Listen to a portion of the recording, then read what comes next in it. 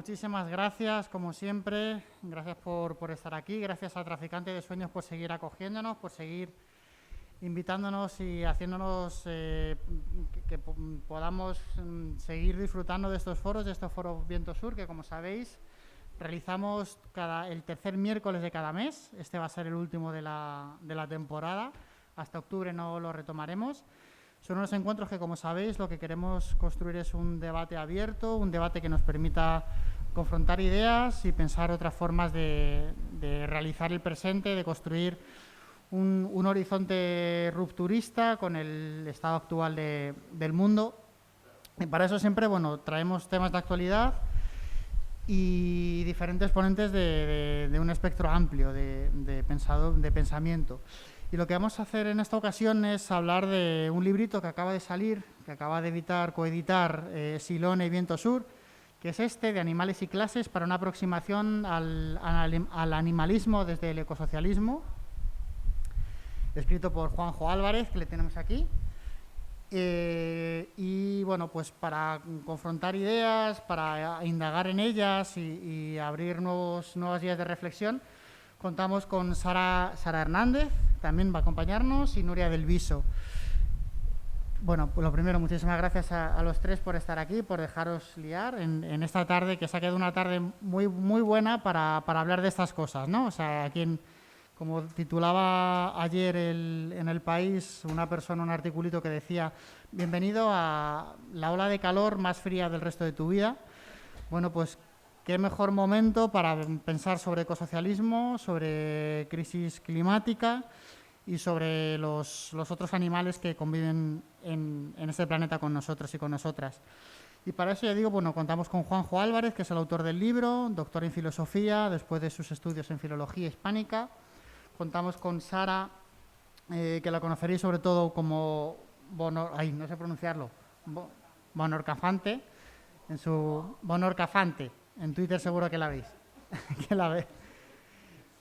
Y y a Nuria del Viso, que es antropóloga, periodista. Entonces lo que vamos a hacer, yo soy Alberto García Teresa, que también voy a soltar aquí un poquito de algunas palabrillas. Y lo que queremos hacer al principio es una pequeña exposición. Cada uno y cada una va a hablar de los temas que tenemos contenidos en este libro, que ahora Juanjo nos dará unas líneas maestras, y a continuación lo que queremos es debatir, y sobre todo lo que queremos también es contar con vosotras y con vosotros para que sea realmente un debate enriquecedor y que no, desde esta tarima que siempre impone demasiado, nos impone también a nosotras hablar desde aquí, pues poder construir un debate rico. Este librito, antes de nada, os cuento, es una apuesta de Viento Sur por retomar también un tema que es el animalismo, los vínculos de la ecología social, el ecosocialismo y el animalismo, que ya trabajamos en Viento Sur hace unos cuantos años en estos dos números, el 125 y el 126. Como sabéis, la revista Viento Sur se vertebra alrededor de un contenido central que le llamamos plural, y en este caso se llamaba Los otros animales, vida o mercancía, y este plural lo coordinaron Antonio Crespo Masí y Jorge Richman, y fue tanta la cantidad de material que se consiguió y de tanta calidad que se hizo un segundo número ampliando ese plural. Entonces, el 125 y el 126, como sabéis, en la web de Viento Sur, www.vientosur.info, podéis acceder al contenido completo en libre acceso de todos los números de Viento Sur, incluido el actual, y también podéis comprarlo en papel por si queréis apoyar el proyecto, y también ahí podréis enlazar a todo el resto de contenidos y de libros que se han ido publicando. También siempre está aquí en Traficante de Sueños, siempre tenemos todo el material. Lo que pretende Juanjo, y ahora nos va a explicar, en el fondo con este librito, es dotar de un marco teórico común, imbricar tanto objetivos como estrategias del animalismo y de la ecología social o del ecosocialismo, que son dos ámbitos que en principio desde fuera deberían estar unidos, pero que en la práctica a veces son incluso hasta contrapuestos. Lo que realiza Juanjo es aquí una exploración sistemática muy rigurosa de todos los puntos de fricción, de todos los desencuentros, pero también, que es lo más interesante, también las vías de diálogo que se construyen. Él lo que busca es encontrar las ideas y las herramientas que, a través de unos análisis muy detallados, muy sistemáticos, en los que puede dotar de una teoría práctica que permita al animalismo tener una orientación ecosocialista y poder caminar juntos y juntas hacia ese horizonte. Un horizonte de izquierda revolucionaria, un horizonte marxista revolucionario, pero que en ningún momento pues, pierde el pie de los aspectos concretos, de los enfoques hiperespecíficos que en el animalismo en determinadas ocasiones bosqueja. El libro está escrito con mucha soltura. Juanjo además sabe muy hábilmente ir soltando ironía y bueno, unos ciertos anclajes que nos van a permitir avanzar en el libro, que ya digo que tiene un análisis muy certero y que sabe incidir en las supuestas disonancias para resolverlas y agruparlas dentro de ese marco de crítica sistémica. Bueno, sin más, Juanjo, cuéntanos ¿de qué va este libro?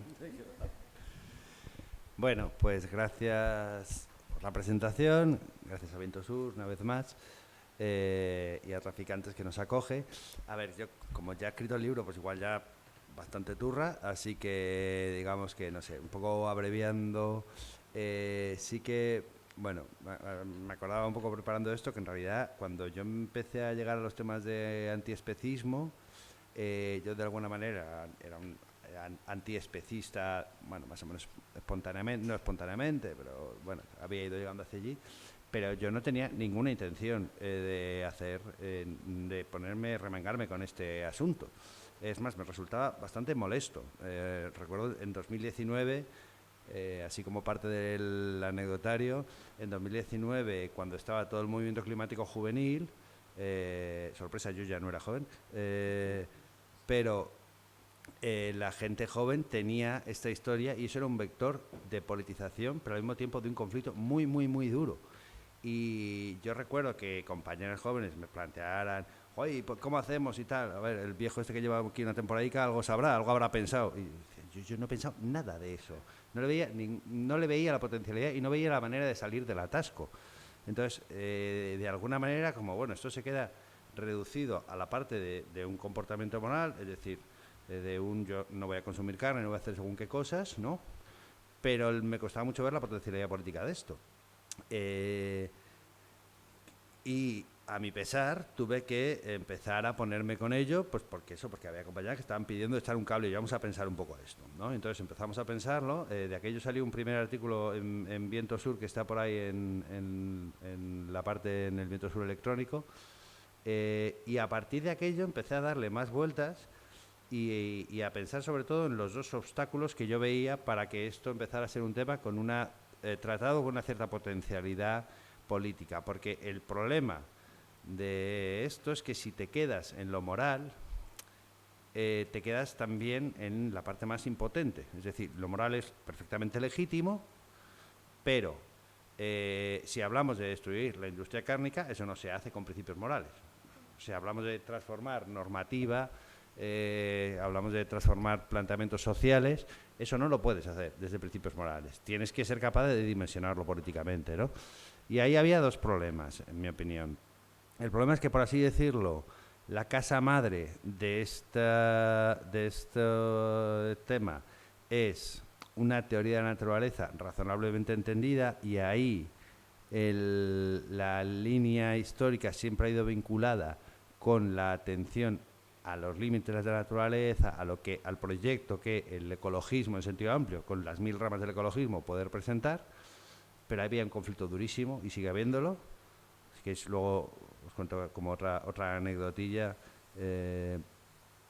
Y luego el otro problema es que había una parte en la que ese posicionamiento moral legítimo acababa trasladando una imagen de los animales no humanos que estaba completamente distorsionada, ¿no? Es decir, estas cosas que han ridiculizado muchas veces al animalismo y que yo creo que no son parte del antiespecismo en general, pero a veces han estado ahí. Pues eso, es decir, los animales no humanos como sujetos políticos autónomos, bueno, los animales no dotados de lenguaje, no dotados de capacidad ¿no? Difícilmente pueden ser sujetos políticos autónomos entendidos tal cual, si no somos capaces de matizar eso, ¿no? Y de entenderlo desde las capacidades de los distintos animales no humanos. Es decir, si no, tratar de proyectarlo y extenderlo como si fuera exactamente homogéneo a los animales humanos, pues no tiene ni pie ni cabeza. Eso no funciona, ¿no? Entonces, eso tiene que ver con cómo está estructurado el libro. Con un tercer punto, que es el de, si queremos darle proyección política a esto, lo importante, una de las claves fundamentales, es qué sujeto político puede realizar las transformaciones necesarias. ¿Quién lo hace? ¿No? No se va a producir solo, no se va a producir espontáneamente. Y entonces ahí las discusiones que buena parte marcan el librito, que es un libro tampoco muy amplio, pero que son la discusión con la izquierda, con lo que viene siendo la izquierda marxista, que enlaza también con una teoría de la naturaleza, que es la que yo intento que nos permita enlazar con un ecologismo y un ecosocialismo, digamos, como esa casa madre, y con la parte de una investigación científica que es muy, muy sólida, que lleva décadas haciéndose y que sí te da pues una descripción razonable de las capacidades de los animales no humanos y que también matiza bastante, que creo que eso Nuria va a tocarlo un poco, las supuestas omnipotencia de las capacidades de los animales humanos, ¿no? Entonces esos son tres de los elementos en los que el libro se detiene un poquito más, para luego plantear, bueno, pues lo que podría ser una línea común de autocontención en los consumos, de reformulación de los principios de funcionamiento del conjunto de la sociedad, y ahí incluir a esos animales no humanos que forman parte de nuestra sociedad, y que creo que eso es el hecho material determinante. O sea, ¿por qué una política, una sociedad que se plantee como valores efectivos no dañar a los animales no humanos? Bueno, pues porque son parte de nosotros, somos parte de ellos, ¿no?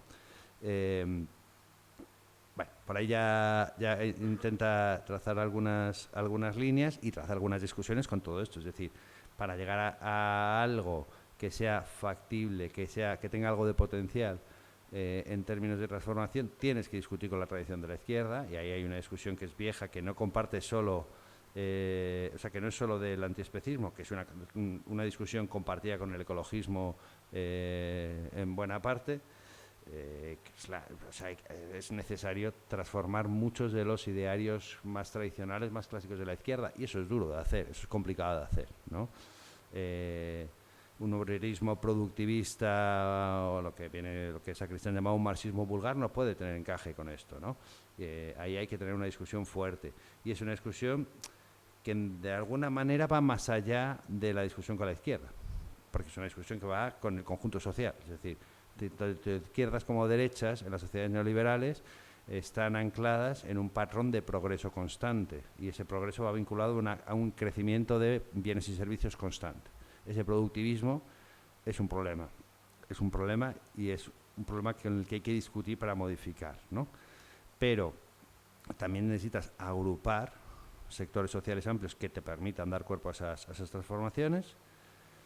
Y necesitas, de alguna manera, yo creo que la parte más sencilla, pero quizá también una de las más enquistadas, es eliminar el conflicto de décadas, el conflicto durísimo que hay entre los sectores, y esto es bastante a la interna, es otra, decía Alberto, que a veces hay mucha ironía en el libro. Bueno, una de las cosas que se tratan con más ironía, porque creo que no se puede tratar tampoco de otra manera, es el conflicto que hay. La anecdotilla que os decía antes, también yo he estado en algún programa de alguna alianza de izquierdas a este ayuntamiento, no la que queréis, sino la que se dio una torta aún más grande, muy grande, extremadamente grande diría, y en esa elaboración programática, alguien a quien yo apreciaba y que era un tipo inteligente y tal, en la parte de estos temas de naturaleza, ecologismo y tal, vamos a meter cuestiones de animalismo, y dijo, yo me levanto la mesa y me piro, adiós. ¿Por qué? No, estas discusiones siempre han sido absolutamente estériles, jamás llegamos a nada, cero. Bueno, eso tiene que ver con una tradición intraizquierdista, ecologista, ¿no? Es muy de mundillo, porque de cara afuera eso no se traslada así, pero es verdad que a nivel organizativo, un poco los sectores donde se mueven, los sectores más activistas, esto está ahí, y es una de las cuestiones que hay que eliminar como más a corto plazo. Es verdad que, bueno. Buenas tardes a todas y a todos. agradecer también a Foro Viento Sur la invitación a este debate en torno al libro de Juanjo y, bueno, pues nada, deseando debatir con todos vosotros y vosotras.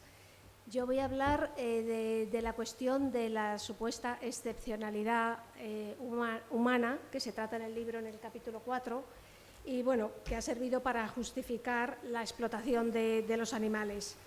Desde la filosofía se ha desarrollado una idea del ser humano basada en la razón, en la capacidad de comunicación, la conciencia, la sociabilidad, la moral y, bueno, todo ello supuestamente para crear una especie de abismo ontológico con el resto de los animales, ¿no? Como que estas características eran exclusivamente humanas. Sin embargo, pues desde la ciencia más actual se están desmontando estas creencias y, bueno, empiezan a tambalearse.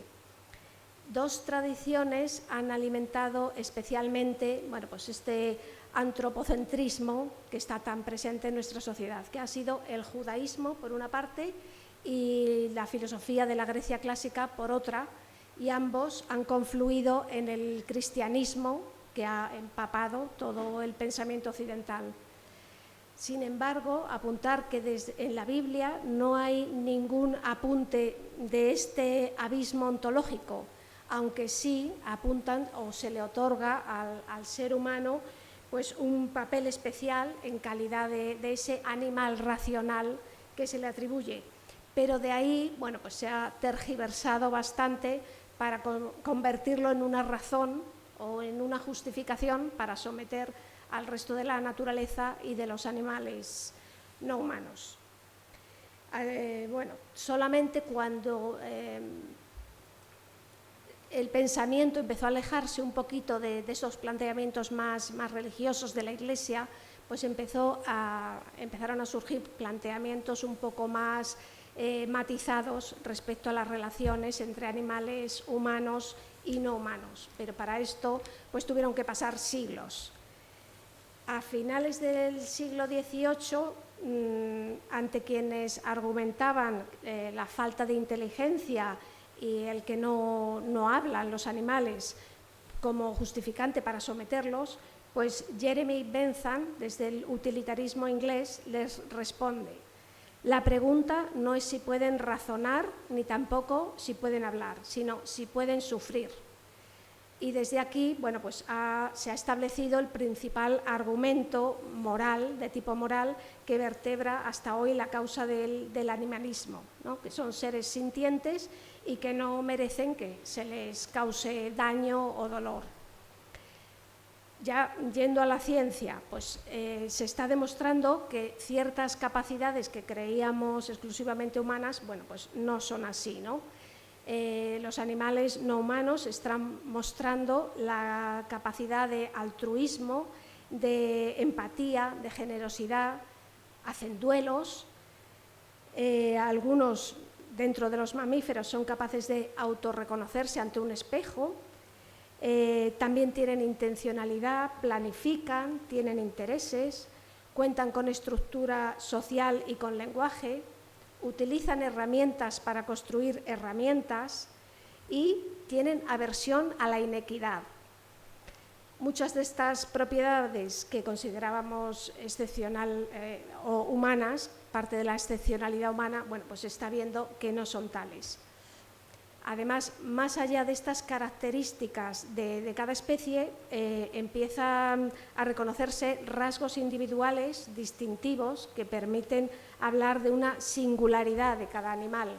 Bueno, lo conocemos bien quienes convivimos con perros, gatos y otros animales no humanos, pues que tienen como su singularidad, ¿no?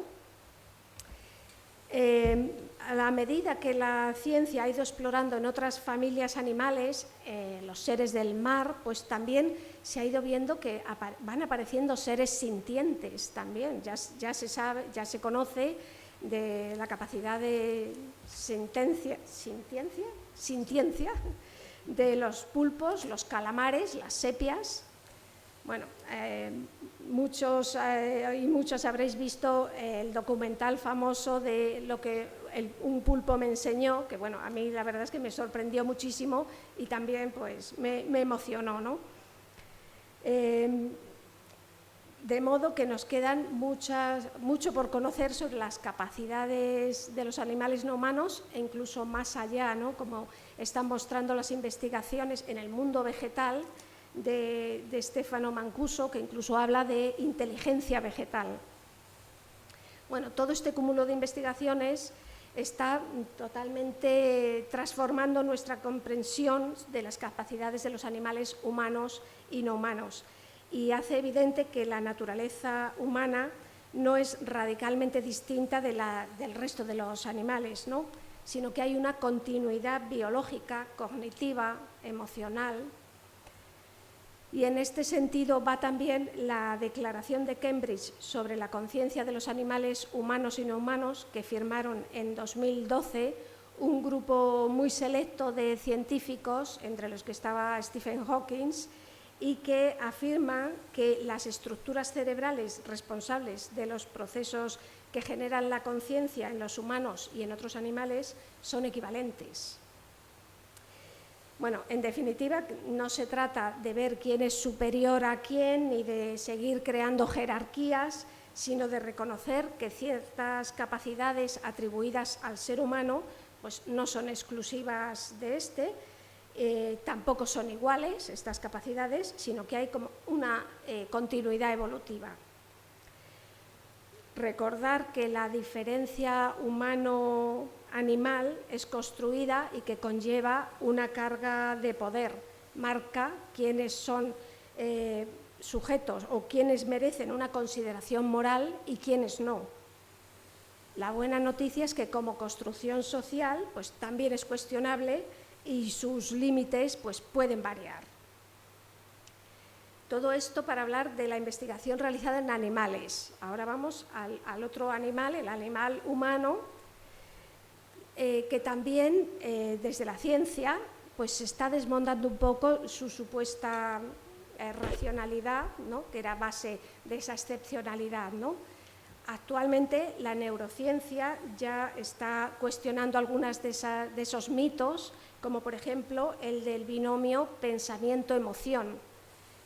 Parecía, bueno, el pensamiento como que se producía de una manera pura, aislado de todo lo demás, y resulta que, y además era el pilar de la racionalidad, ¿no? Y resulta pues, que el pensamiento no se produce así, digamos, como en un compartimento estanco. O sea, todo pensamiento va imbricado con la emoción, no es posible separarlas. De modo que se produce más lo que los pueblos indígenas colombianos y Arturo Escobar denominan un sentipensar. Estaríamos más sentipensando que simplemente produciendo pensamiento sin más. También desde las ciencias se está cuestionando la idea de la decisión racional, que hacemos decisiones racionales. Vemos que está mediada por la emoción, por condicionamientos individuales, por el entorno social, por los atajos automatizados del comportamiento humano que produce el cerebro. En el libro de Juanjo se habla también de los sesgos, numerosos sesgos que aplicamos, el racionalizar a posteriori, la tremenda adhesión que tenemos al endogrupo y la repulsa a quienes consideramos del exogrupo, eso también, de modo que, bueno, todos estos rasgos pues, nos hablan que esa supuesta singularidad o excepcionalidad humana pues, que está bastante mermadita, ¿no? Sin embargo, sí reconocer que hay algo singular en el ser humano. No se puede negar pues, que el neocórtex se desarrolló extraordinariamente, que nos ha permitido crear civilizaciones, desarrollos tremendos científicos, culturales, avances sociales, o sea que esto no está en cuestión. Sin embargo, también ese gran desarrollo pues, nos ha llevado a una manifestación inesperada, como es la llegada o la creación del antropoceno. esa era, bueno, de grandes cambios, de enorme degradación acelerada de los ecosistemas, equivalente a cambios geológicos que el ser humano ha creado como no ha creado ninguna otra criatura o animal sobre el planeta, ¿no? Y en este contexto es crucial redefinir cómo nos vamos a situar en esta nueva era, cómo nos vamos a relacionar con la naturaleza y con el resto de los animales, ¿no? Porque por muy digital que pueda ser esa era, seguimos siendo ecodependientes e interdependientes. Y en este nuevo esquema el ser humano ya no puede seguir siendo el centro, sino que se tiene que considerar una parte más, una parte, digamos, importante, si queremos, pero ya no va a estar en el centro, ¿no? Estará interconectada con los demás y bueno, será dependiente de todo lo demás. Todo esto pues, nos lleva a la necesidad de tener que reconsiderar muchas de las certezas que teníamos hasta ahora, ¿no? De las ideas con las que nos manejábamos. Una de ellas es este supuesto abismo ontológico, también todas las ontologías binarias en las que nos hemos movido y la necesidad de ampliar estas bases éticas respecto a los animales no humanos y sus derechos. Hay distintos autores y autoras, junto con los pueblos indígenas, que sostienen que para navegar en este antropoceno, pues el ser humano necesita aprender a convivir con el resto del mundo natural y con los animales no humanos, ¿no? Con otras especies que han llamado algunos autores especies compañeras, estas especies con las que establecemos intercambios, simbiosis, ayudas, y que Donna Haraway, por ejemplo, habla de ensamblajes de especies, de diferentes especies y de elementos abióticos, ¿no? Agua, oxígeno y demás. Habla también de generar parentesco más allá de la genealogía entre los animales humanos, los no humanos y otros. Y bueno, ya terminar con una frase con la que termina el capítulo 4 del libro de Juanjo, que me ha gustado mucho y que dice: la vida de los distintos animales parece trazada con una línea común. Esto debería hacernos pensar dos veces la explotación de otros seres y en este sentido y en sentido contrario permite tener mucho más claro que los animales no humanos, más allá de lo que pensemos, son definitivamente parte de nuestra comunidad. Yo lo primero quería dar las gracias a Juanjo y a Viento Sur por la invitación a hablar aquí, pero sobre todo por abrir este debate, porque como decía Juanjo, es verdad que el animalismo ha sido excluido de los proyectos de izquierda amplios. Yo cuando me invitó recordaba un poco un artículo que publicó Wilkin Mlika, que es un filósofo político que se dedica a trabajar sobre derechos de los animales, y en 2019, el año que Juanjo tuvo este despertar antiespecista, Wilkin Mlika decía en este artículo, reflexionaba sobre por qué él creía que los defensores de los animales continuábamos siendo los huérfanos de la izquierda. Entonces, en un día así, abriendo debates de este tipo, pues yo siento que hoy somos un poquito menos huérfanos y lo agradezco mucho. En este texto, Wilkin Mlika también, él decía que el proyecto amplio de las izquierdas se puede definir como la protección de los vulnerables frente a la explotación de los poderosos. Y yo creo que, bueno, con todo lo que ha contado Nuria sobre las capacidades y la estructura cognitiva y sintiente de los animales, es difícil pensar que no deberían estar incluidos en ese proyecto. Yo creo que a día de hoy, además, como que esto se articula mucho en torno a algo que ha ido atravesando todas las intervenciones, que es la crisis ecosocial, porque estamos inmersos en un momento de crisis que pone en riesgo nuestra existencia en el planeta y también la existencia del resto de habitantes del planeta, que son el resto de animales y el resto de especies. Y por parte del anticapitalismo y del ecologismo, pues sería injusto que en esto que ha creado este neocórtex de los humanos, que ha sido capaz de generar un proyecto como es el capitalismo, pues no tuviésemos en cuenta los intereses del resto de habitantes que también estamos poniendo en riesgo. Creo que este sistema, el capitalismo, nos usa a todos como recursos de usar y tirar, con el único objetivo de encontrar el beneficio económico a los animales humanos y a los animales no humanos, que se basa en la acumulación de la riqueza y en el crecimiento infinito y que por eso está poniendo en riesgo los ecosistemas en los que viven los animales y que también nosotros necesitamos para sobrevivir. Bueno, como decía Greta Thunberg, nuestra casa está en llamas, pero es que nuestra casa no es solo nuestra casa, también es la casa de los animales a los que estamos poniendo en riesgo con esta forma de organizarnos socialmente a la que hemos llegado. Creo que por parte del animalismo, pues con esta situación actual es indispensable que se tenga una perspectiva ecologista también, porque no tiene mucho sentido pensar en los intereses de los animales, en la defensa de los animales y en la posibilidad de que tengan una vida digna si el planeta es inhabitable y si los ecosistemas que sustentan la capacidad de vivir en el planeta están devastados y no pueden vivir ni ellos ni nosotros. Entonces me parece que esa mirada hay que incorporarla. Creo que además, dado que el enemigo es tan poderoso, porque el capitalismo pues, es muy difícil de vencer, como decía Juanjo, hace falta una articulación social amplia y buscar todas las alianzas posibles para intentar luchar contra él. Y creo que además el ecologismo y el animalismo, aunque tienen puntos de fricción y tienen conflictos que no creo que sean irresolubles, pero es evidente que los hay, pero creo que también se pueden buscar áreas en común. Yo creo que la punta de lanza de esas luchas en común, con todo lo que se sabe a día de hoy, debería ser la industria ganadera, porque ya desde el 2006, cuando la FAO lanzó este informe de la larga sombra del ganado, se sabe que tiene un impacto devastador en los ecosistemas y todo lo que está contribuyendo a la crisis climática. Cada vez hay más información sobre ello, se han publicado estudios también que dicen que no vamos a poder alcanzar los objetivos de los acuerdos de París si no cuestionamos los modelos alimentarios y si no cuestionamos en concreto la ganadería. Hace poco lanzó el Ministerio de Consumo este informe sobre los impactos del consumo de los españoles y no sé si le habéis echado un ojo, pero el área que con mayor diferencia tenía un impacto ecológico era la alimentación y lo que la disparaba era la ganadería, sobre todo el consumo de carne. Entonces, como que esto hay que pensarlo desde el ecologismo, pero además desde el anticapitalismo y desde el animalismo, pues los que son las víctimas directas de ese sistema que nos está perjudicando a todos son los animales.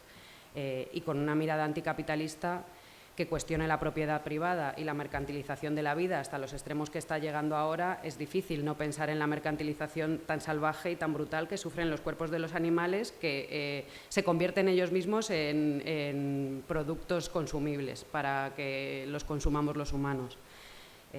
Creo que además, desde esta mirada anticapitalista y que une también el ecologismo y el animalismo, pues otros de los vulnerables a los que habría que proteger también son los trabajadores de esta industria. Los trabajadores de esta industria fundamentalmente son los de los mataderos, que es el área que necesita más mano de obra humana. Y a mí me parece sorprendente que a veces cuando se habla de proyectos de transición ecosocial y de transición justa, se tenga en cuenta a otros sectores industriales que hay que desmantelar porque tienen grandes impactos ecológicos, como son la minería y como es la industria automovilística y otras, siempre pensando en que los trabajadores de estas industrias puedan tener salidas dignas y puedan tener salidas justas y que no se piensen los trabajadores de los mataderos, que además trabajan en condiciones muchísimo más precarias. Tanto económicamente como en cuestión de horarios, como incluso poniendo en riesgo su propia vida porque trabajan en cadenas que lo que se dedican es a matar con instrumentos peligrosos, a velocidades de vértigo para conseguir sacar la producción al ritmo que está estipulado y que, bueno, ese trabajo además tiene una parte que todo esto otro que he dicho igual podría ser mejorable si viviésemos en otros sistemas y si mejorásemos sus condiciones, pero es que hay una parte que es indisoluble del trabajo de los mataderos, que es que su trabajo consiste en matar animales que quieren vivir y se resisten. Y eso tiene un impacto psicológico y un impacto emocional que no se puede disociar de ese trabajo por en muy buenas condiciones que se realice. Creo que además es un sector de trabajadores especialmente vulnerable, de hecho suelen ser migrantes, muchas veces en condiciones irregulares, pues porque, mi opinión, nadie quiere realizar ese trabajo, entonces los únicos que lo aceptan es los que no tienen otras alternativas a las que poder dedicarse.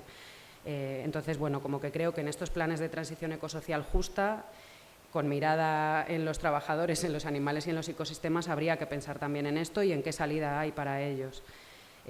Bueno, creo que como el enemigo es tan poderoso y la industria es, Juanjo comenta en el libro, ¿no? Como que es la cuarta económicamente más grande en España. Hay que pensar en medidas políticas y colectivas. Como decía él, ¿no? Como que los argumentos morales no es que no sean legítimos, pero que no podemos ir intentando convencer uno por uno para que deje todo el mundo de comer carne hasta que lleguemos al último, porque no vamos a llegar, porque además hay que hacer cambios a gran escala y tienen que ser rápidos. Entonces, bueno, en ese sentido creo que habría que intentar pensar juntos en qué medidas políticas se pueden tomar. Creo que hay vías un poco abiertas, muchas veces no son por parte del ecologismo más social, ni con una mirada animalista ni anticapitalista, pero Greenpeace, por ejemplo, sacó un informe sobre las subvenciones de la PAC del año 2017, me parece, y analizándolas, el 80% del dinero de la Unión Europea que va a subvencionar la industria agroalimentaria va a ganadería.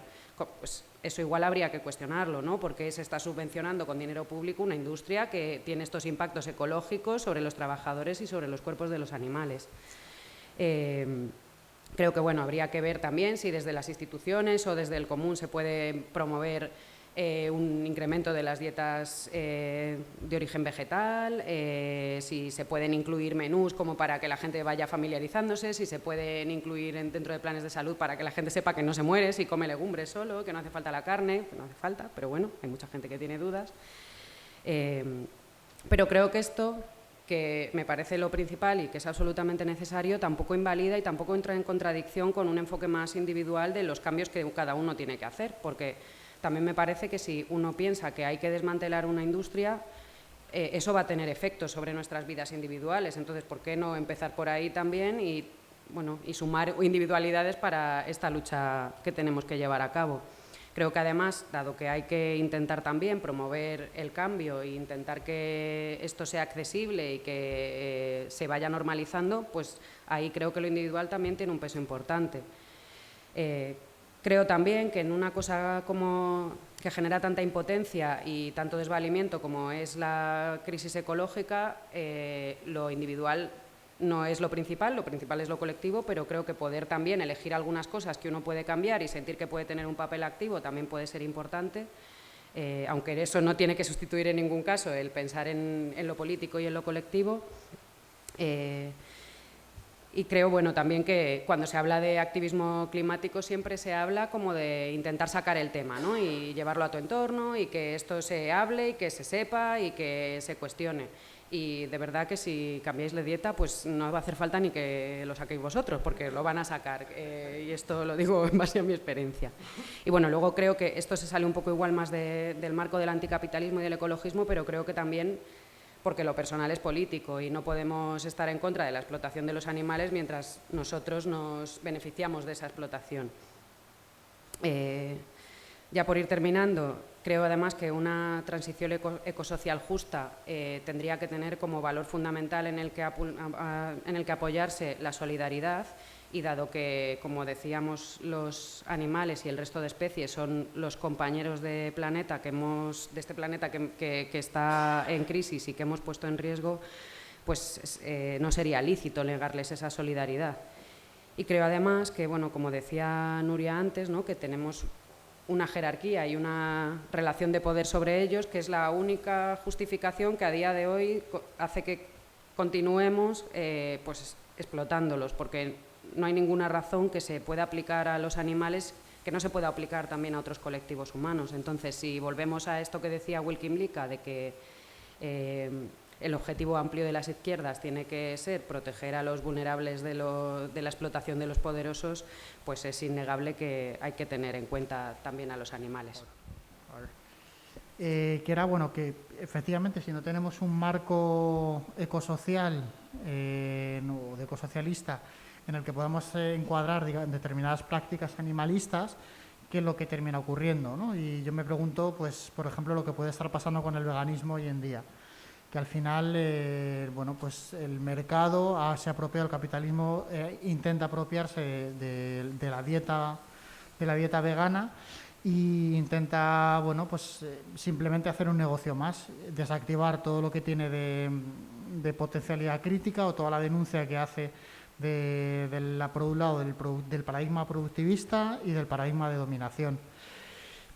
Efectivamente, bueno, pues medidas reformistas bienestaristas o incluso directamente, pues como sabemos, el tener dietas, productos veganos, de alimentación vegana al alcance de la mano, que facilita muchísimas cosas, permite que mucha gente pueda enfrentarse a un cambio de dieta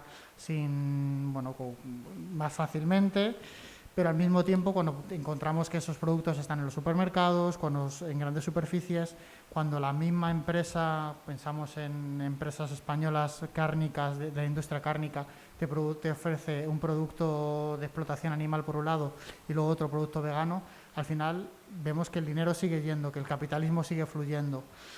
La cuestión es esa, ¿no? Es ver que al final el veganismo, el capitalismo está intentando apropiárselo si no tenemos ese marco y ese horizonte anticapitalista. Y nos lo reducen a una opción individual. Sara hablaba de que es importante tener ese margen de acción individual. El problema es que lo terminan desactivando y nos intentan vender el veganismo desde el capitalismo como una opción individual, un estilo de vida, una forma de vida, que al final lo que está más es alimentando un lavado de conciencia en determinadas facetas, más que una crítica radical a un sistema. Por eso, desde el mismo punto de vista que el anticapitalismo tiene que ser internacionalista, el veganismo también tiene que estar dentro del ambientalismo, ¿no? Como ha estado explicando Sara, es absurdo intentar pensar opciones individuales de yo prefiero no comer carne, ni vestir animales, ni trabajar con nada que tenga que ver con la explotación animal, pero me importa un pimiento si el producto que me está viniendo viene de Tokio, es transgénico y además, pues por el camino ha arrasado una población local que estaba viviendo de otro tipo de economía. Creo que esa potencialidad de desactivar lo que tiene el capitalismo es una buena forma de parapetarnos o de escudarnos en ella, es dotarnos de una perspectiva ecosocialista. Aunque el capitalismo intente dulcificar la explotación, si no perdemos de vista ese largo camino que hay que recorrer desde una perspectiva ecosocialista de pequeños pasos, más etapas, más que meras reformas que sean fines en sí mismos, no lo podemos desactivar. He tenido un problema porque he sido tan torpe que me he impreso en la misma página 2 veces. Entonces, me ha empezado a dar problemas la impresora, pero he sido un poco más hábil y me lo he mandado. Así que estoy mirando el móvil, pero es por esto, ¿vale? Me parece además muy importante no perder la perspectiva antiespecista cuando estamos haciendo trabajo, como muy bien explicado Sara, trabajo de ruptura, ¿no? O políticas de ruptura, cuando dejamos a veces también de lado a los otros animales que somos nosotros mismos. Melanie Joy tenía ese libro con ese título tan precioso de ¿por qué amamos a los perros? Hablando de perros. ¿Por qué amamos a los perros, nos comemos a los cerdos y nos vestimos con las vacas? Si no comprendemos que la dinámica de dominación es la que subyace en todo ese tipo de explotación, no vamos a ser capaces de acabar con el capitalismo, porque el capitalismo necesita la explotación, necesita, como sabemos, un mundo en el que pueda crecer indefinidamente, a pesar de los límites del propio planeta, y el antiespecismo lo que nos demuestra es eso, es que precisamente tenemos que romper y comprender que no hay jerarquías y no hay posiciones. Es decir, si el veganismo no va asociado a una mirada más amplia que vea que esa mirada de dominación se vierte sobre todos los factores y que no es un elemento individual y no es, como digo, no es cuestión de que nadie se gane el cielo, ni que nos sentamos bien, ni cuestiones de pureza, sino asumir que efectivamente existen contradicciones porque estamos en un mundo en el que van a existir esas fricciones.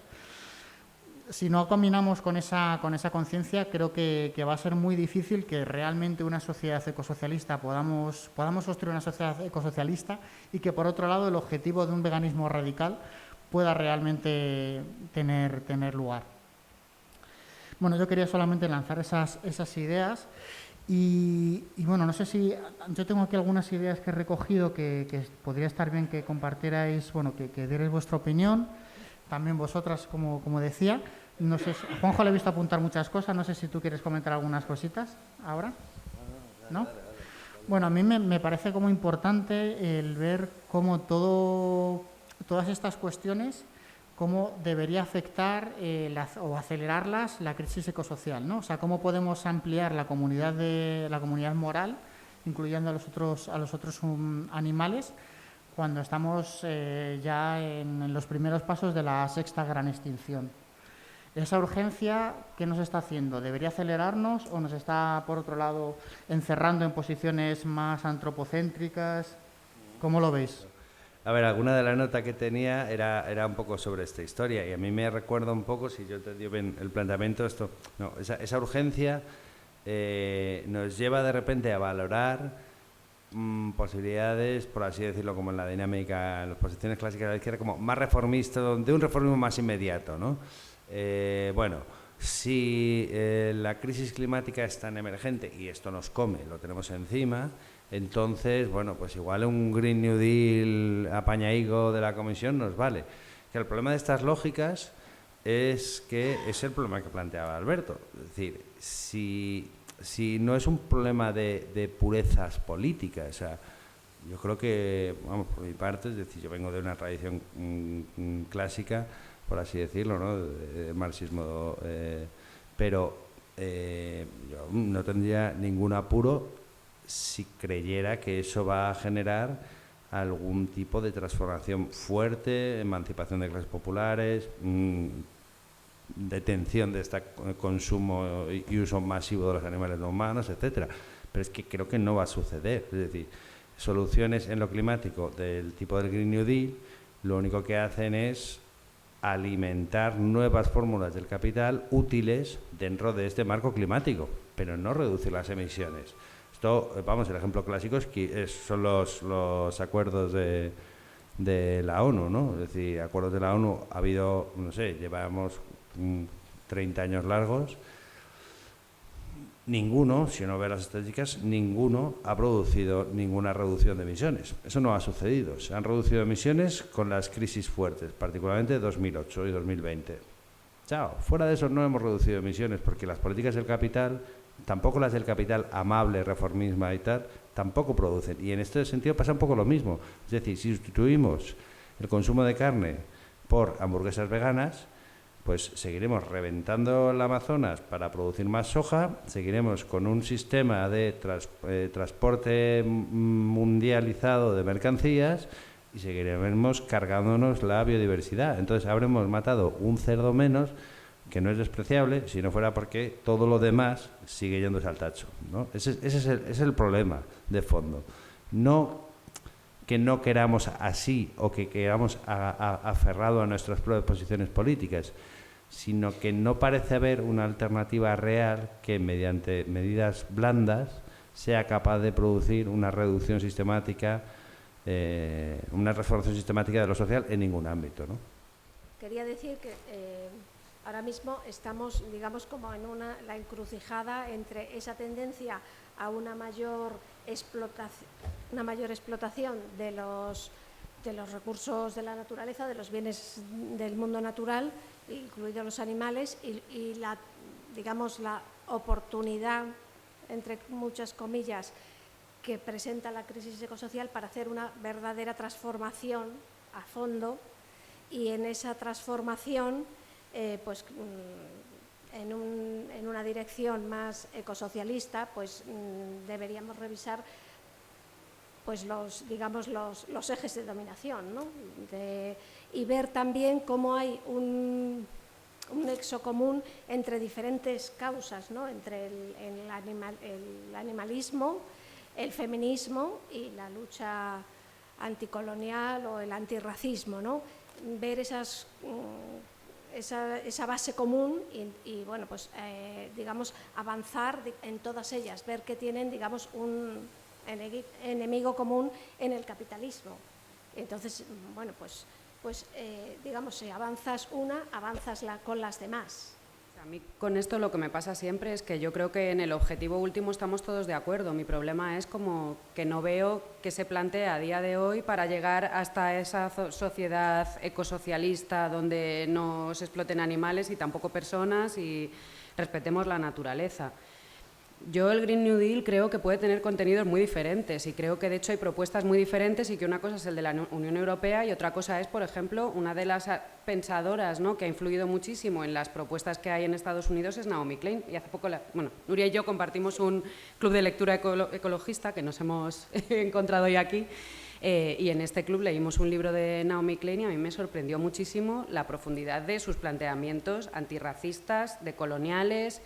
Ella no mete el animalismo, pero en ese marco me parece súper fácil incluir también el animalismo y ella es una de las principales artífices, ¿no?, y pensadoras que están detrás del Green New Deal estadounidense. Entonces, yo tampoco creo que el Green New Deal sea la solución, pero es que no sé qué puede haber entre medias de esa sociedad ecosocialista ideal y la que tenemos ahora. Entonces, pues, no sé, si a alguien se le ocurre algo mejor, yo le voto también, pero me parece que igual... Una de las cosas y de hecho creo que es una de las cosas que propone, por ejemplo, Naomi Klein, es como intentar dotar esas herramientas que son transicionales, que no son el objetivo último, de los contenidos más revolucionarios posibles e intentando que realmente vayan cambiando un poco ese marco de dominación. No sé, yo tampoco tengo soluciones, si las tuviese pues igual no estaría aquí, estaría implementándolas.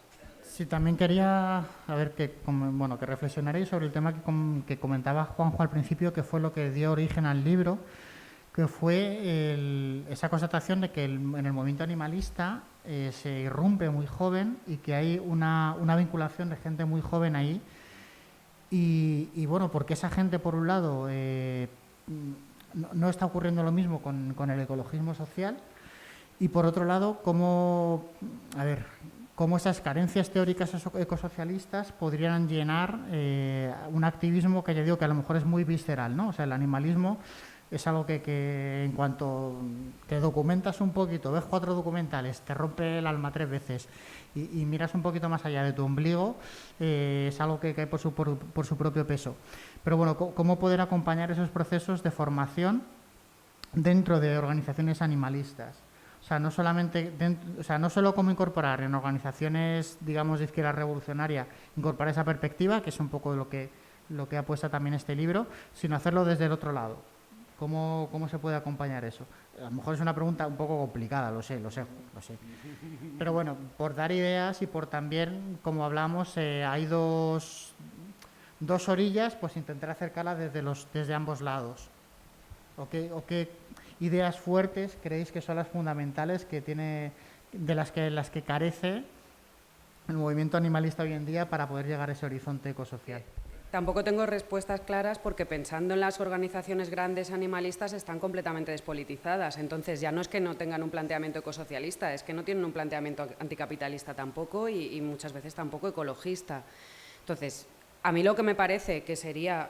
Lo he dicho ya, ¿no?, como un área que podría aglutinar y que a lo mejor podría empezar a acercar movimientos y que podría haber como una intersección ahí que podría empezar a politizar o a plantear otras cuestiones es la ganadería industrial, pero ahí me parece que los deberes no son solo para el animalismo, que desde el ecologismo social hay mucho que hacer también, porque si planteamos campañas contra la ganadería intensiva, que lo que son es una promoción de la ganadería extensiva, no se va a unir ninguna organización animalista. Si escribes un artículo de la promoción en contra de un macromatadero, hablando de las bondades de la matanza del cerdo en el pueblo, que eso lo he leído, no se va a unir ninguna organización animalista, ni yo tampoco, la verdad. O sea, que me parece que igual si queremos también que haya un frente común, hay que pensar que necesitan los animalistas, pero también que necesita hacer el ecologismo social y el anticapitalismo para que pueda haber realmente una convergencia y que te puedan escuchar a lo mejor en otros planteamientos que yo creo que son fundamentales y que son básicos y que, quien se ha planteado igual cuestiones antiespecistas, creo que no es tan difícil que llegue hasta también cuestionarse otras áreas de dominación y el anticapitalismo, pero hay que darles también, ¿no?, un poco la mano y ponerlo un poco más fácil, porque me parece que a día de hoy no está planteado de una manera o no se suele plantear de una manera que sea fácil que haya ya una convergencia y no solo es por parte del animalismo. sí que tenía, cuando preparaba estas historias, la sensación de que en buena parte lo que faltaba era una propuesta que saliera de esos marcos que ya estaban enfrentados entre sí. Entonces, bueno, orientémoslo desde otro lado, de tal manera, porque creo que uno de los límites es que las orientaciones que venían trabajándose en estas líneas, por así decirlo, han saturado. Es decir, a quien podían llegar ya han llegado. Entonces, o lo planteas desde otras posiciones o esto se va a quedar ahí. Y ahí lo importante era plantearlo desde posiciones que sean mucho más potencialmente capaces de mezclarse, de colaborar con otra cosa, que creo que en realidad es como la necesidad del periodo. Es decir, estamos en un periodo como de derrota general de los movimientos antagonistas, y por lo tanto lo que hace falta es retejer y dar potencialidad. Y esto en el ecologismo se nota muchísimo, muchísimo. Es decir, el ecologismo está como en el vector de seguir siendo algo sectorial, pequeñito, por lo tanto, es decir, algo de un rinconcito, los verdes, los ecologistas, los tal, a saltar de ahí y convertirse en algo que sea capaz de tener un proyecto social amplio, ¿no? Donde ya no hace falta que tú seas muy sensible con los pájaros ni que te preocupe particularmente la crisis climática, sino que el ecologismo, vamos, lo que planteo desde el libro del ecosocialismo, sea capaz de hacer una propuesta amplia en la cual tú desde ahí eres capaz de hablar de vivienda, de transporte, de generar un nuevo imaginario colectivo. Eso es lo que habría que ser capaces de hacer desde posiciones antiespecistas, es decir, ser capaces de imaginar un escenario social, un horizonte social en el cual los animales humanos están integrados, ¿no? Eso es un poco cómo hacerlo concretamente, es decir, cómo dar esos primeros pasos que al final siempre son complicados. Cuando decía yo he mencionado expresamente ese Green New Deal europeo como sinónimo de ese reformismo imposible. Habrá que hacer medidas reformistas en algún momento, pero medidas que sean capaces de activar otras cosas, es decir, reformas que van más allá del mero contenido de la reforma, que impulsan una transformación, ¿no? Creo que por ahí pueden ir algunas de estas cosas. Bueno, yo quería abrir también y que nos dierais opiniones o lanzarais preguntas, también las que estáis aquí. Quería justo un par de... Más una reflexión que una pregunta, ¿no? Pero me lanzo ya la primera reflexión. Precisamente, por ejemplo, el caso concreto del Green New Deal de la Comisión Europea, me acuerdo que hablamos una vez con una persona que estaba en la plataforma de Por Otra PAC, como por lo que ha comentado Sara, ¿no? De cuánto dinero va ahí, y este chico ya nos decía, o sea, como que los objetivos que se ha puesto, que ya son moderados, podemos decir, del propio Green Deal, Green Deal de von der Leyen, ya no se van a llegar ya solo por las emisiones que va a generar de más la propia PAC. Entonces, claro, es como, eso ya sí es poco, pero si ni siquiera dentro del propio marco, que es la Unión Europea, no se llega hasta ahí, entonces como que es una lucha, es como, bueno, por lo menos que eso que decís, que aunque sea poco y queremos llegar más allá, es que ya nace muerto, digamos, ya solo por esta parte, ¿no? Y luego, sobre unas cosas que habéis comentado también, que creo que, ¿cómo decirlo? El tema muy concreto que habéis comentado, ¿no? Por ejemplo, de las hamburguesas vegetales, que puede parecer una cosa menor o tonta, pero creo que no lo es, porque creo que hay veces que hay ciertas reflexiones que no es que no son falsas de por sí, pero que hay veces que funcionan como bloqueos que ya nos dicen, vale, no hace falta ir por ahí. Me explico. Este caso de, bueno, vale, sí, ok, dejo de comer carne del Burger King, pero bueno, de todos modos, da igual que yo deje de comer, o sea, si en vez de comer algo del Burger King me como la vegetal, como eso tiene otro tipo de impactos, es como, bueno, es que el capitalismo vende esto, pues ya ni siquiera me voy a plantear cambiar mi dieta porque, o sea, y no digo que sea evidentemente el planteamiento que tengáis, pero que creo que la carne en concreto está estudiado de sobra desde hace décadas y lo vemos, como ha dicho la gente vegana, lo vive en su día, y creo que con el caso de Alberto Garzón hace poco lo vimos, que es una cuestión que culturalmente nos afecta mucho y que creo que sí es verdad que pues habrá empresas capitalistas que ganarán dinero haciendo Beyond Burger o lo que sea. No es el plan ideal, pero sí que tenemos que empezar a movernos. Entonces, si evidentemente hay que aportar, ¿no?, como una visión más radical, ir más allá y pues hacer esas hamburguesas de garbanzos, ¿no?, hechas aquí en local y no hechas no sé dónde, quemando tal. Pero, por ejemplo, con el tema de la soja, casi toda la soja del Amazonas es para alimentar animales. Entonces, ya estás haciendo o sea, es como, vale, ok, pero va a ser mucho menos. Es como, ya es una victoria, aunque sea dentro del propio marco capitalista. No, o sea, creo que no es un juego de suma cero, que lo que dejes de comer por aquí no vaya a afectar por otro lado. Creo que sí que hay, aunque sea, insisto, como para empezar a mover, porque creo que los bloqueos culturales son tan grandes para empezar ese cambio que este tipo de, o sea, estas ideas a veces creo que sirven un poco para, no estas ideas que, o sea, estoy exagerando, estoy ridiculizando, o sea, ¿no? Nos pueden servir a veces como dentro de movimientos sociales y creo que se ve bastante habitualmente y que probablemente es uno de los muchos motivos por los que estas uniones no surgen, ¿no? Para que desde digamos, la izquierda más tradicional enseguida se encuentra, bueno, ya está comiendo abogado, ¿de dónde vienen esos aguacates, no? Y es como, bueno, pues vamos a verlo, pues igual resulta que no te tienes que sentir tan mal si miras los números, para empezar, luego ya está. Esa era mi reflexión más que pregunta. Había un dicho hace unas cuantas décadas que ya no ha pasado, que ya por fin se ha superado, que era aquello de que hay que sacar el veganismo de los centros sociales y de los herbolarios, ¿no? Y es, bueno, pues ahora estamos en este otro paradigma. ¿Qué está pasando? O sea, en cualquier caso yo creo que siempre va a ser insuficiente porque el capitalismo se va a estar cerrando y cualquier oportunidad que tenga de apropiarse de la disidencia o de cualquier elemento subversivo se lo va a apropiar. O sea, yo incidía en la gente que lo percibe, el que vive el veganismo fuera del activismo como una cosa personal, ¿no?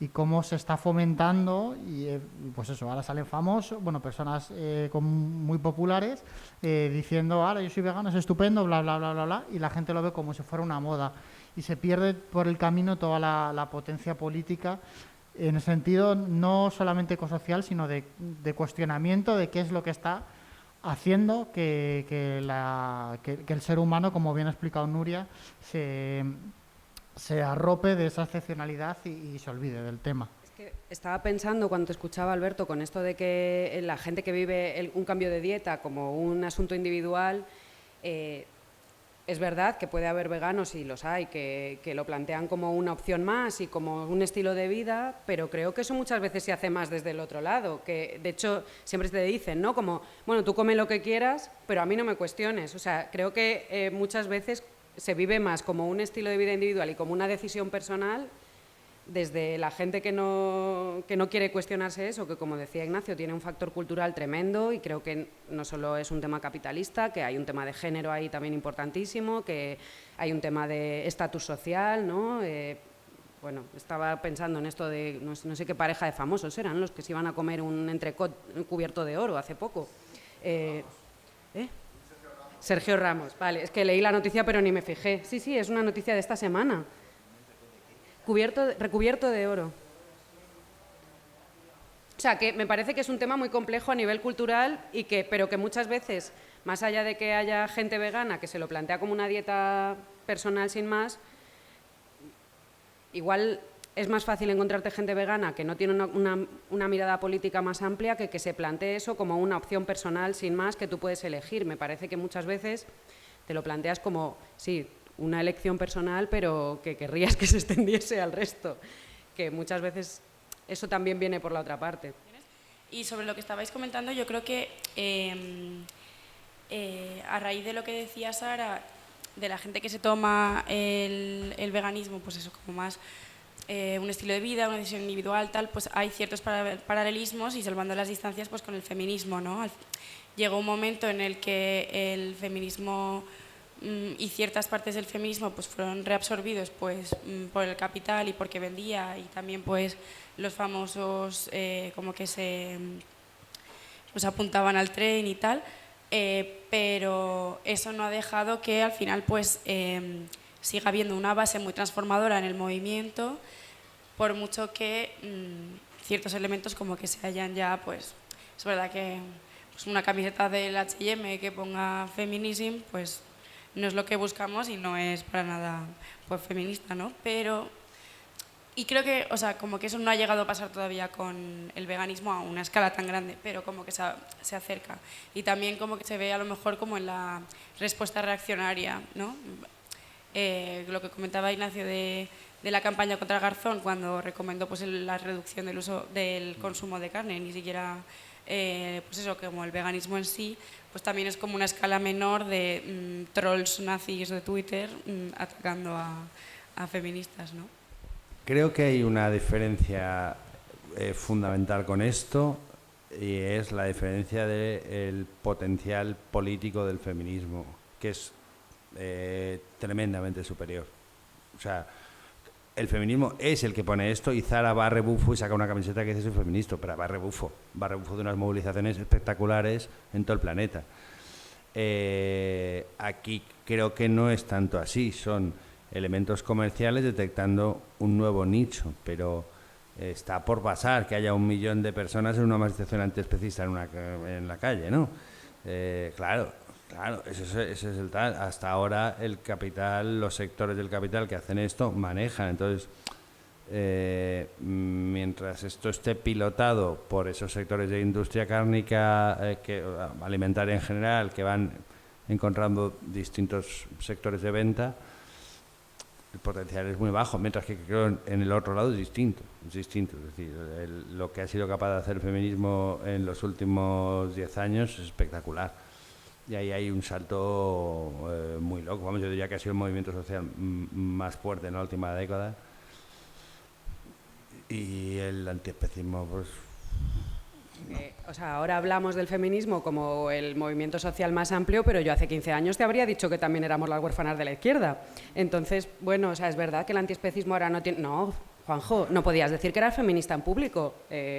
Igual en los ambientes como este, sí, pero mira, por ahí me asiente una mujer. Es verdad, es que no pasaba. Entonces, yo tampoco sé si el antiespecismo puede llegar a tener ese potencial político, pero que esto lo vemos con el feminismo también un poco a tiro pasado, que antes no era así.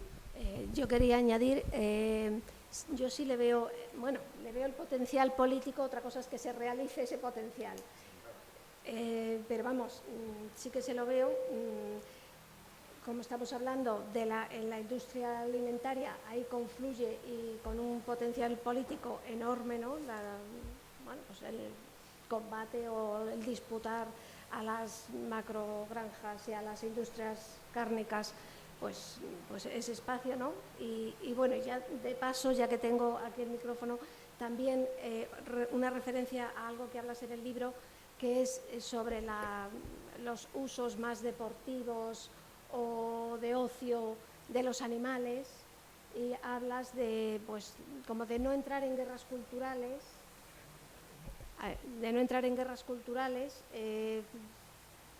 creo recordar,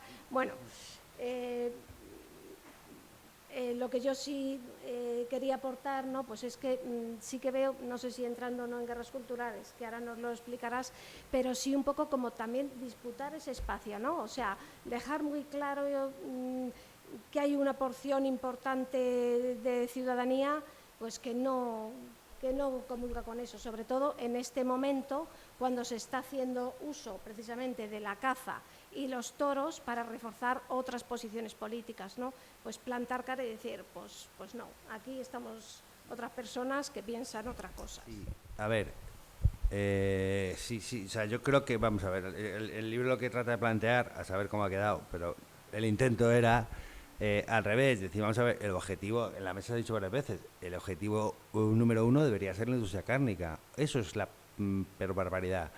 Ahora, probablemente la mejor manera para politizar el antiespecismo en un sentido amplio es discutir con los toros, con cosas que, vamos, yo no sé, como por entrar en el anecdotario que es interesante. Una persona muy cercana a mí, muy conservadora, pero que no viene de una zona taurina, como hasta ha hecho alguna vez el esfuerzo en plan de no, yo lo tradicional y lo de siempre y los toros y no sé cuánto, ha vuelto o sea, pero asqueado y no ha sido capaz de volver a ir en su vida, no acabó ni siquiera de ver la carrera, o sea, eso es una carnicería, ¿no?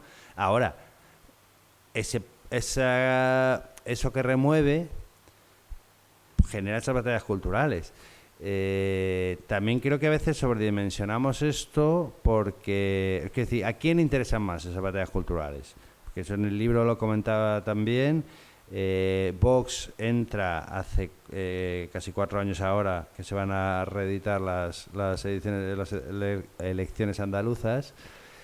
Entra por primera vez en un parlamento con los diputados en Andalucía, y lo que negocia es toros y caza.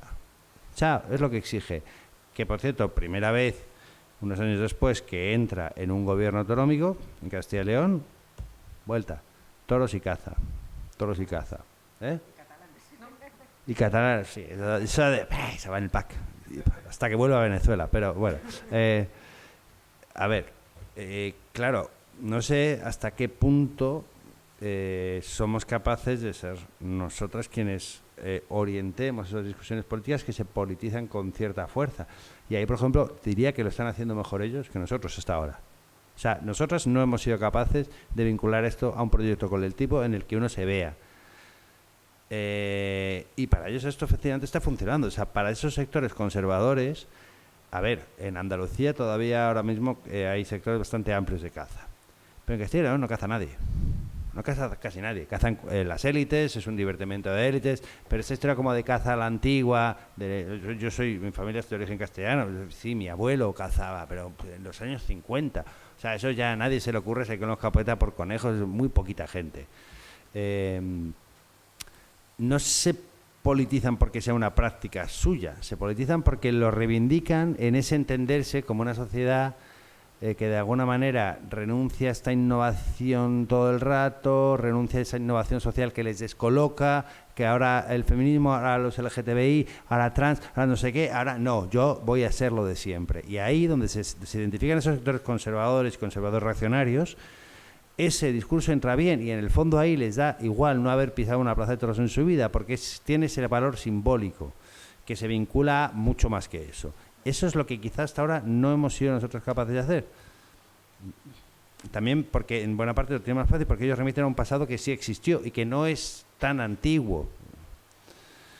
Pero para nosotros es un pasado que es una opción, es un referente que hay que inventar. Claro, eso es más complicado. Pero sea como sea, lo cierto es que ese vínculo con otro imaginario social posible no lo tenemos aún, ¿no? Y esa es yo creo que es una de las claves, ¿no?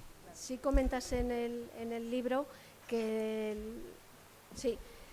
la posición antitaurina están creciendo muchísimo. Creo que hablas de unos porcentajes elevadísimos, ¿no? Nada, yo tampoco voy a decir nada que solucione este percal, pero oyéndote hablar y en torno a esto del proyecto cultural amplio, como la idea cultural amplia, yo había sacado como un fragmentito justo de Naomi Klein, que ya digo que ella no habla para nada de animales. De hecho, te cuenta esto, mientras luego te cuenta que en una convención se estaba comiendo un salmón y no tiene ningún problema en eso. Pero, bueno, lo puedo leer, porque me parece que igual lo que puede... No sé si puede tener potencial político, pero para mí sí hay una conexión, además, con el feminismo, ¿no? Y con esto de los cuidados, que se ha puesto muchísimo en la palestra en los últimos años, y creo que en esta concepción de cuidar se puede ampliar a cuidar de los ecosistemas, a cuidar de la naturaleza, a cuidar de unos de otros y a cuidar de los animales también. Y bueno, eso, copié este fragmentito cuando no sabía cuánto iba a tardar en hacer la charla, y luego no lo usé, pero lo tengo aquí. Entonces, ella lo que dice es: aquí hay un relato esencial que contar en torno al deber de reparación de nuestra relación con la Tierra y reparación de nuestras relaciones mutuas. Porque si bien es cierto que el cambio climático es una crisis producida por un exceso de gases de efecto invernadero en la atmósfera, también es, en un sentido más profundo, una crisis causada por una mentalidad extractiva, por una forma de concebir no solo el mundo natural, sino también la mayoría de sus habitantes como meros recursos de usar y tirar. Bueno, muchas gracias. Yo creo que efectivamente hay por el momento, eso que decías de que la derecha va por delante en la capacidad de, digamos, como de estimular el imaginario conservador, y me parece que un poco en la línea de lo que planteaba ahora con la cita de Naomi Klein, Sara, este tema de poder enhebrar la explotación que está dirigida a los seres humanos y a los animales y a la naturaleza y a las generaciones futuras que no van a tener posibilidades, me parece que ahí hay muchísimo que enhebrar. Es como que creo que ahí, si fuéramos capaces de enhebrar en el discurso esas patas, con un montón de ejemplos o ante distintas situaciones, habría una posibilidad de ganancia y de articular a gente que solamente se deja llevar por el tema moral, animalista, atraerla a otros terrenos, porque yo sinceramente desconozco, no estoy en contacto con gente animalista solamente desde el punto de vista moral, pero intuyo que debe ser gente que no tiene una vinculación directa con sectores explotados, de humanos explotados, no sé cómo, no lo sé, digo como cosa mayoritaria, no digo que no haya algunas personas de extracción humilde o de origen obrero en esos sectores, pero me da lo que yo intuyo y lo que conozco tiene que ver más con sectores de capas medias o incluso medias altas a veces. Lo digo desde el desconocimiento. Y lo que sí conozco gente de origen campesino o obrero que tiene muchísimo rechazo al animalismo por esta división tan tajante que hacen entre humanos y no humanos, y hay en general experiencias de bastante desprecio hacia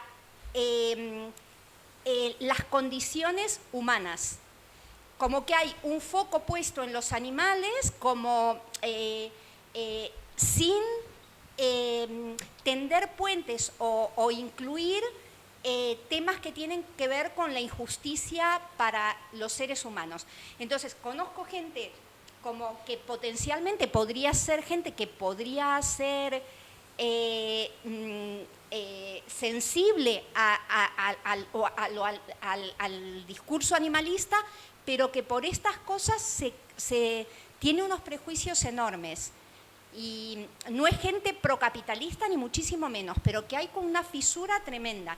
Y vuelvo a repetir, me parece que en esto del imaginario, el poder enhebrar la explotación humana con la explotación animal, con la explotación de la naturaleza y con las generaciones futuras, tendría que ser algo que tendríamos que poder articular casi siempre para poder atraer a estos puentes. Mucho. Me gustaría preguntaros qué opinión os merece la ganadería, que no es capitalista.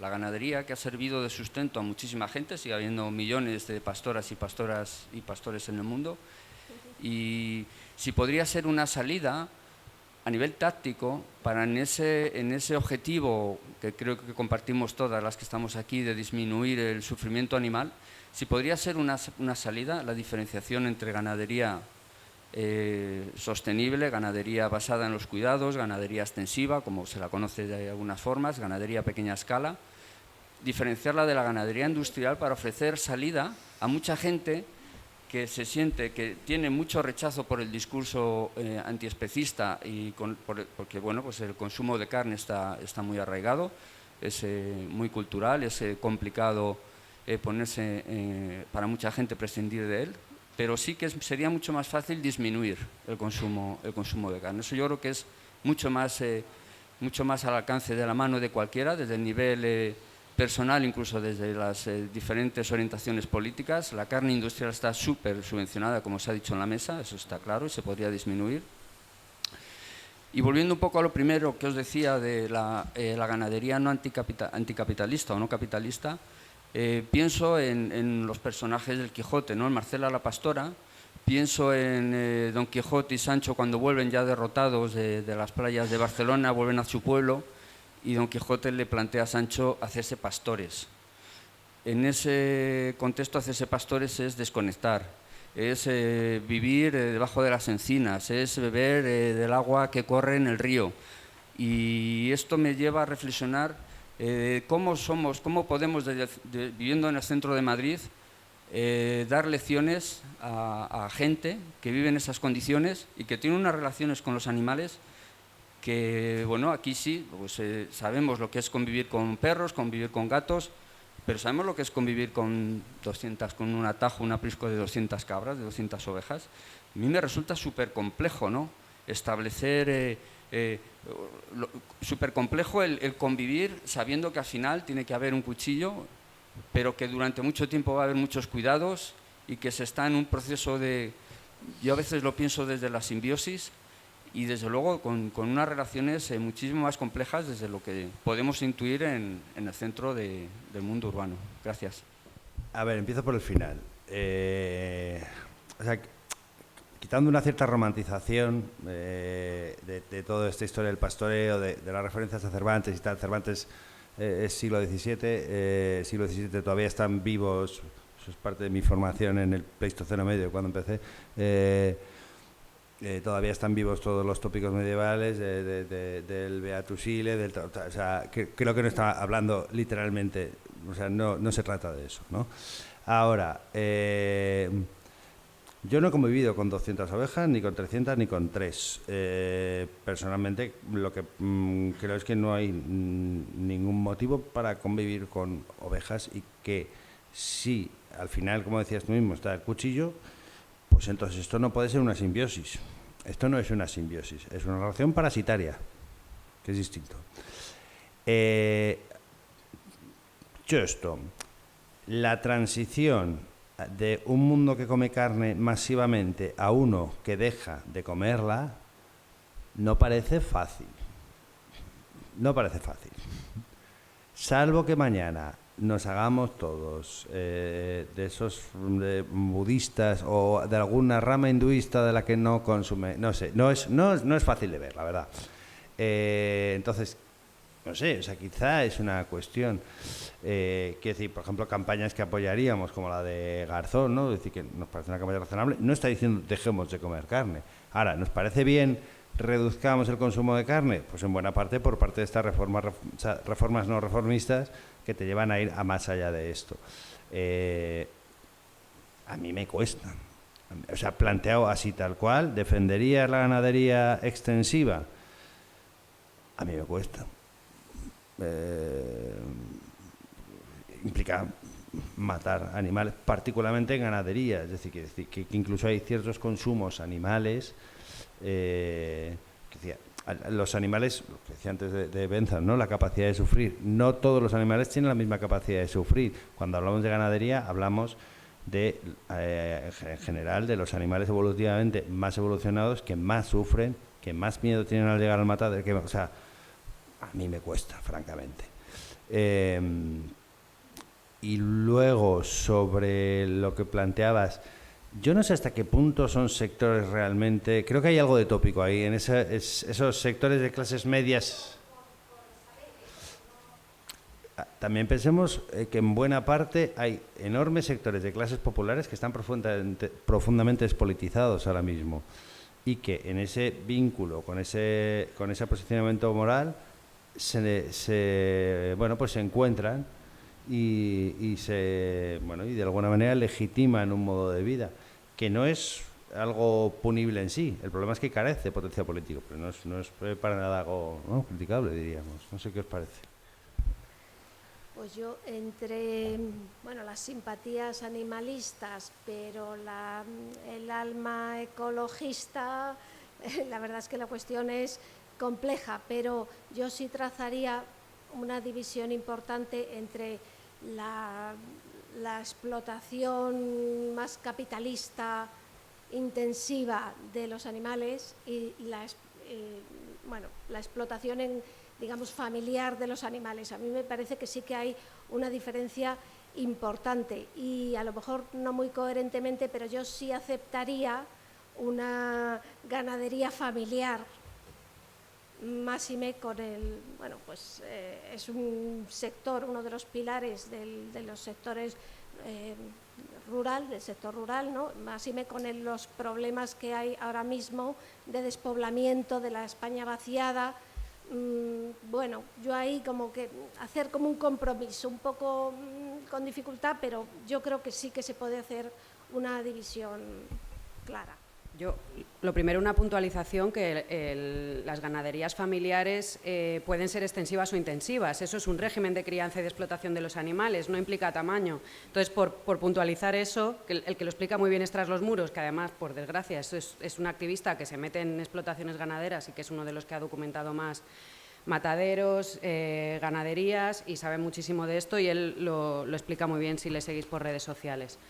Eso por puntualizar. Luego, a mí me cuesta, o sea, como dice Juanjo, como una reforma puntual en una transición hacia otro modelo, pues igual que otras, ¿no? Pensando en que no es el objetivo último, pero pensar también que el rural y que las ganaderías extensivas no están atravesadas por el capitalismo me parece que también es un poco romántico, ¿no? Que creo que quien cría animales para venderlos, pues, hombre, algo de sistema productivo también tiene, y yo decía antes, me parece que hay algo intrínseco en convertir a los animales en productos que no es ni familiar ni una relación de cuidado.